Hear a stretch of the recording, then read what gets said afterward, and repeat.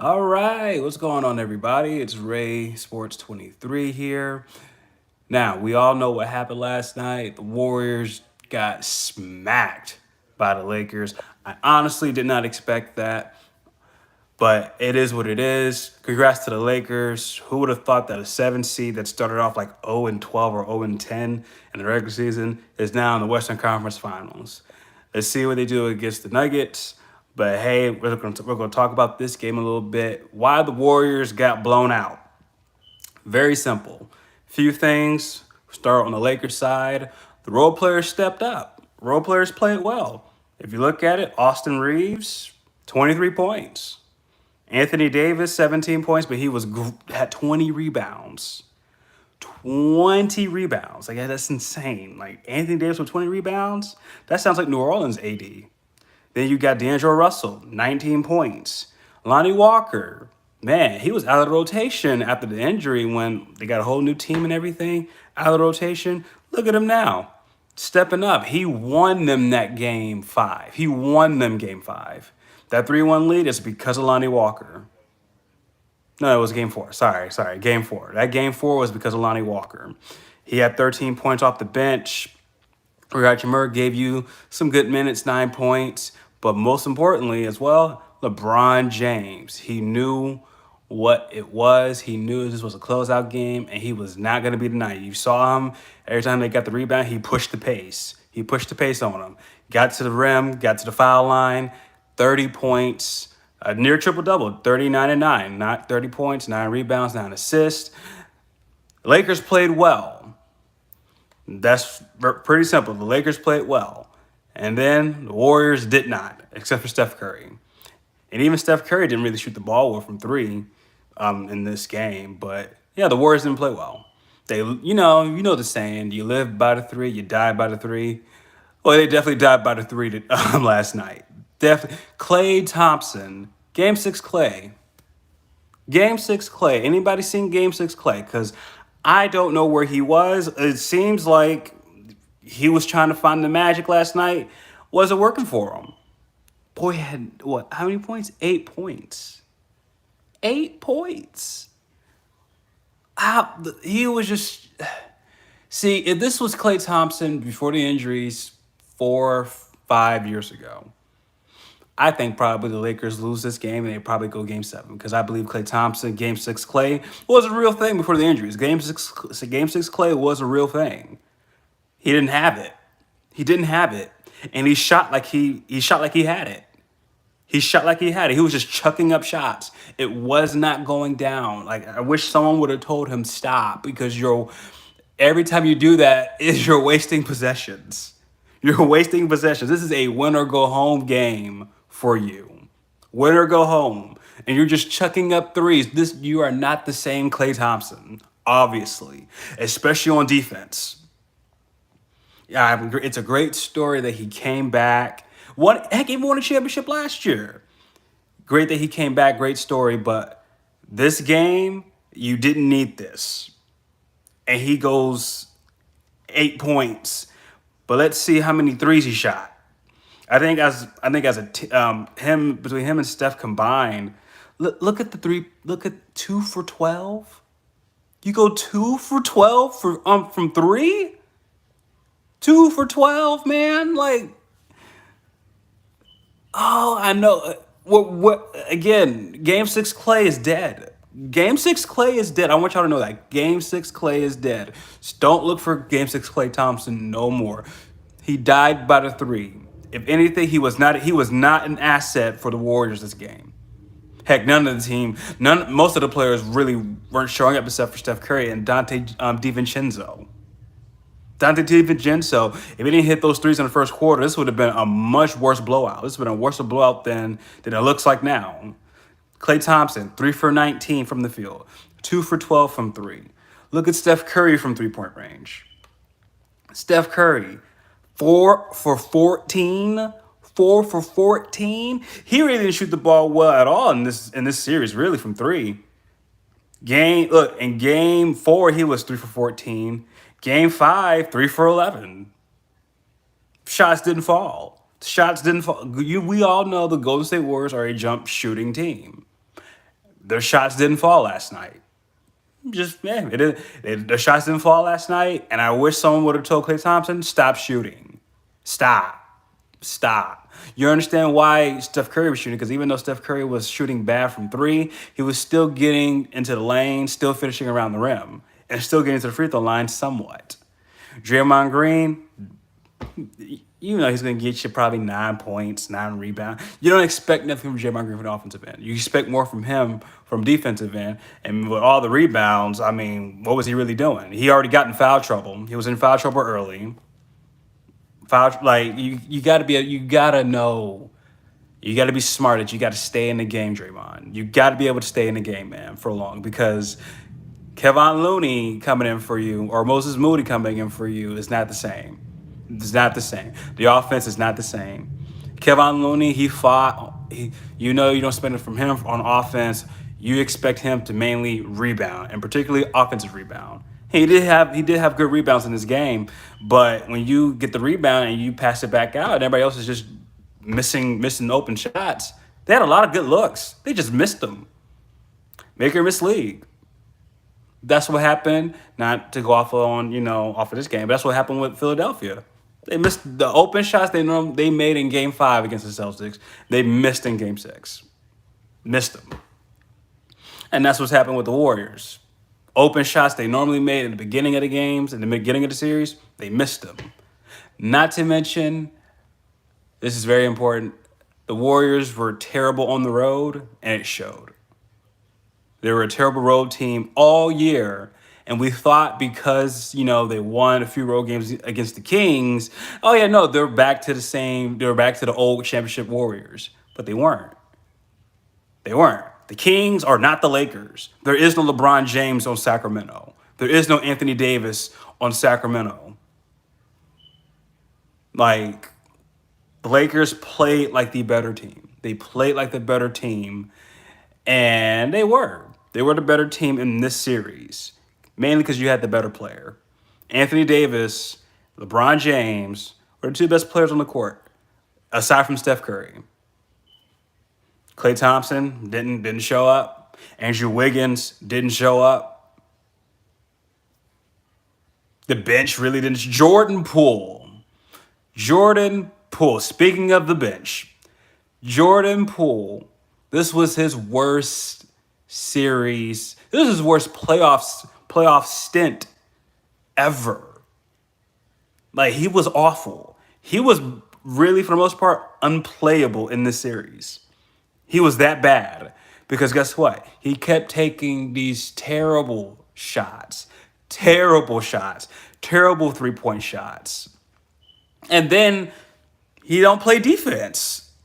He kind of just does his own thing. And it's like he's a streaky shooter. He's a little bit of J.R. Smith when J.R. Smith was playing. He'll make some crazy shots. He'll be like, dang, Ray, that's what's up. And then he'll miss 7, 8 straight threes. Because they weren't good looks. They were tough looks. They were bad shots. And Jordan Poole, you're not Steph Curry. You're not Steph Curry. But Jordan Poole was awful in this series. Andrew Wiggins, he tried his best, but, when you're playing against LeBron James can just bully him to the rim. If he was playing against Jason Tatum, he would have had a much better series. Someone like that who was smaller, they're around the same size, same height. Andrew Wiggins is more athletic than Jason Tatum. He would have got the better of that matchup. But LeBron James, 6'9", 260, outweighs you by what, 50, 60 pounds? It was not working. That was not gonna happen. The Lakers, give all of them the credit in the world. No one expected them to be this far into the playoffs. I didn't expect them to make it to the Western Conference Finals at all. And they did their thing, man. Like, they closed them out. Unlike Philadelphia, Lakers said, no, you are going home. This will not be there will not be a Game 7. There is no Game 7 here. It's not happening. And that's what they did. Now, what will the Warriors do in the offseason? They have some decisions to make. If you remember, when Klay Thompson tore his ACL, they did extend him. They gave him a 4-year contract extension. Well, he's looking for another 4-year contract extension as well now.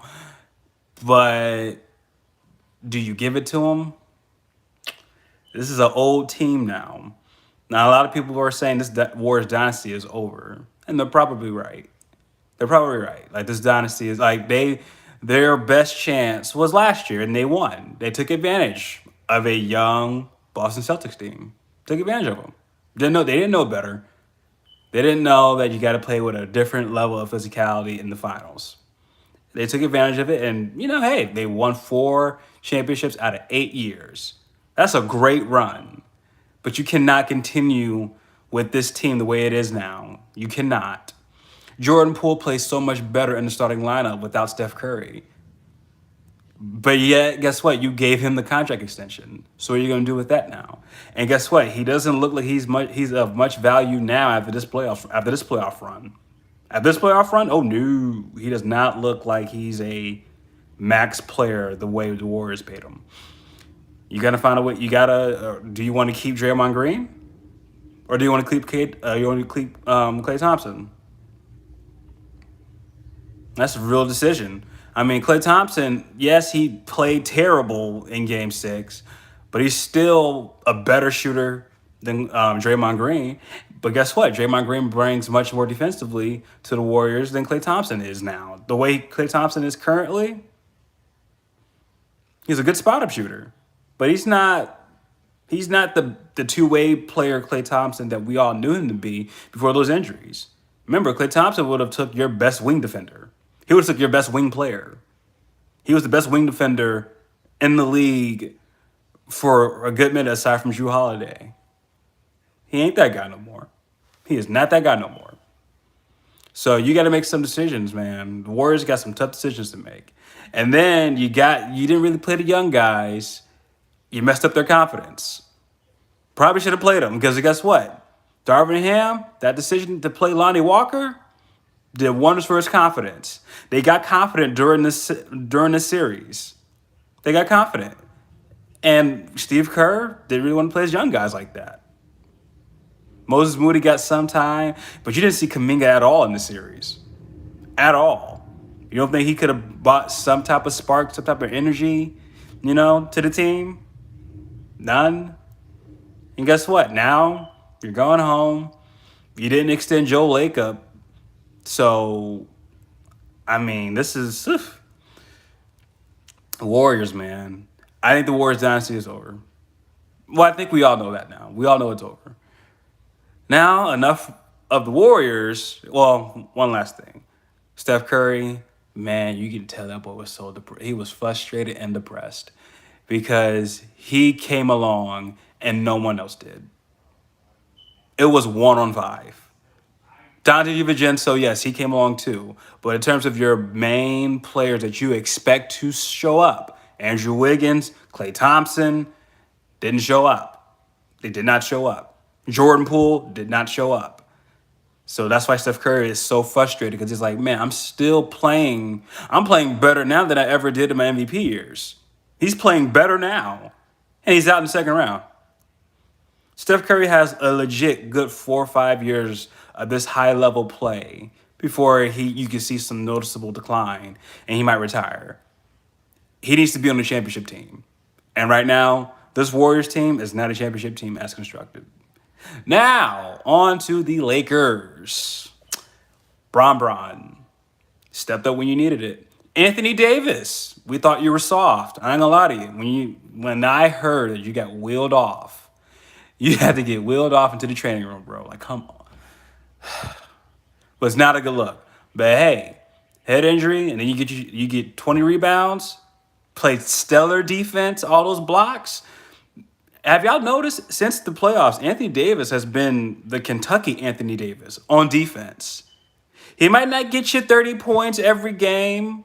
He may not be the best offensively, but defense is where he's needed. He's more needed on defense than on offense.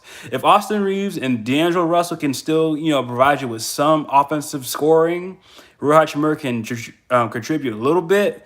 Anthony Davis just got to play his, off on defense and probably get you at least 20 to 22 points. You'll be good. Because you know LeBron's going to step up. LeBron's going to get you at least 20 points. At least 20 points, 8 rebounds, probably 7 assists. And then when it's needed the most in a closeout game, then you'll see LeBron probably, get you 30. He get you 30. LeBron's 38 years old. He knows. He knows he's more towards the end of his career. He knows. He's playing more like a role player now a little bit, which he needs to because he needs to conserve energy. And Anthony Davis is helping the Lakers out immensely. If this Anthony Davis was healthy in the regular season, he's probably Defensive Player of the Year. Sorry, Jaren Jackson Jr., but no, Anthony Davis is the best defensive player remaining in the playoffs. And when Anthony Davis is fully engaged, he's probably the best defensive player in the league. Now they get to play Denver. Yoke. That team is stacked. That team is stacked. And guess what? They also won in 6. Blew out the Suns. We'll talk about the Suns another day. Ayton, why did you even sign him? Why did you even sign him? Like, what is he out there for? What is he good for? He doesn't score much. Doesn't do anything new, different defensively. How are you 7 feet tall and sometimes you end up with 3-4 rebounds? Like, what was the point of even re-signing this man? But talk about the Suns later. Jokic versus Davis. That's going to be the matchup to watch. It's going to be a matchup to watch. Do not be surprised if Davis sometimes might get you. You might see him score probably 15, 16 points because he is guarding Jokic like crazy. That's going to be a good series. But I'm going to take the Nuggets because although the Lakers did very well against the Warriors, the Nuggets ain't the Warriors. Let's make that clear. Nuggets are not the Warriors. Michael Porter Jr., Kentavious Caldwell-Pope, they're better defenders right now than what the Warriors have. Kentavious Caldwell-Pope right now is a better defender than Klay Thompson. Spot-up shooting is still Klay Thompson, but Kentavious Caldwell-Pope can shoot too. Jamal Murray can shoot. Jamal Murray can play.